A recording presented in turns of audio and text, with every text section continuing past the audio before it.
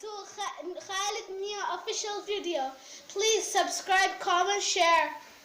You're welcome.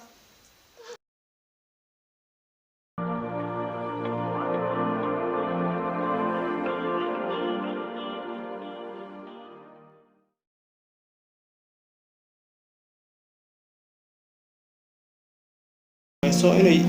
waxyaabo ay ku yareyn karto ha ugu horeysaba xagga cashuurta oo inay samayso mar walba inay cashuurta ku koriso balse ay nooga yaraadaan qaadkan badan ee laynooga keenay Itoobiya sidoo kale waxaa daawadayaal la gudboon dawladda inay u samayso maadaama dhalinyaro fara badan cunayaan qaadkii inay shaqo abuur u samayso sidoo kale inay u samayso meelo lagu ciyaaro oo dhalinyaradan badan ee ku mashquulsan ee had iyo jeer cunaya bahalkii inay uga samayso meelo garoomo ama meelo bannaan ay ku ciyaaraan daawadayaal xagga ay shacabka haddaynu eegno amba xagga ka shacbi ahaan haddaynu eegno iyo waxa la habboon mar kasta inay sameeyaan wacyigelin